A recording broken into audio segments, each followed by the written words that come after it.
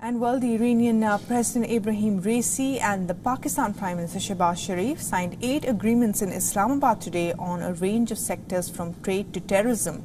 However, question marks remained on the fate of the Iran-Pakistan electricity pipeline project worth $7.5 billion, which was inaugurated all the way back in 2013.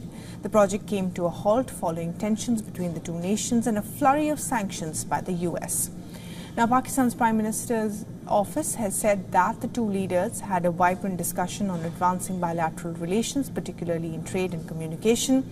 They also agreed to the necessity for joint efforts by both nations to combat terrorism. Key areas of their discussions including strategies to augment trade and communication networks. Raisi's visit also encompasses discussions on regional and global developments. Now, the Pakistan Prime Minister highlighted the historical significance of the Iranian President's visit. The former claimed that Ebrahim Raisi's visit to Pakistan is the first head of state visit to the nation after it held its general elections in February 2024. Raisi was awarded with the Guard of Honor as he arrived at the Prime Minister's office, along with his high-powered delegation.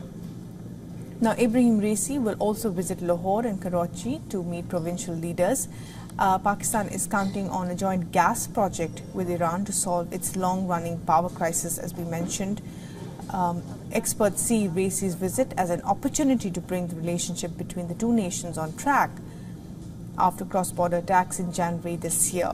In January, relations between the two countries had turned sour after Pakistan retaliated Tehran's cross-border strikes. Tehran carried out strikes against an anti-Iran group in Pakistan. The same week, it had targeted Iraq and Syria. Pakistan responded with a raid on militant targets in Iran's Sistan Baluchistan province, one of the few mainly Sunni Muslim regions in Shia-dominated Iran. Now, Pakistan had even withdrawn its ambassador from Iran and announced that it would not allow the Iranian envoy visiting his home country. The diplomatic ties, however, were soon restored, with the ambassadors of the two countries returning to their respective posts.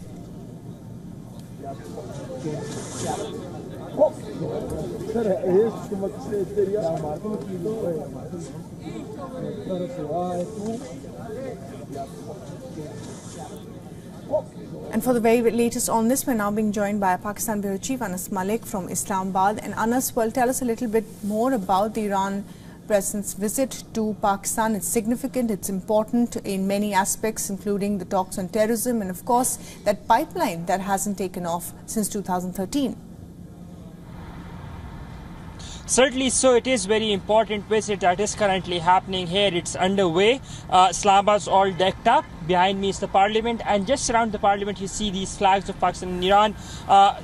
Flags like these have been placed all across the city to welcome the Iranian president. Now, on the agenda is, of course, bilateral cooperation, security cooperation and energy cooperation. But Iran-Pakistan gas pipeline will be dominating the discussion as well, alongside the situation in West Asia. Now, a short while back, the Pakistani Prime Minister and the Iranian President held a joint press conference at the Prime Minister House, where the Iranian President has reassured that he would want to take the bilateral trade to up to $10 billion in the next 5 years. The Iranian President is here on a significant historic visit because it comes in the backdrop of those strikes in January, strikes and counter-strikes. But both the countries are now trying to give this semblance that they have moved beyond on what had happened in January, and that they look forward to cooperating with each other. Bharvi? Right. Anas, thanks very much indeed for joining us for the very latest there. We will keep coming back to you for more. For all the latest news, download the WION app and subscribe to our YouTube channel.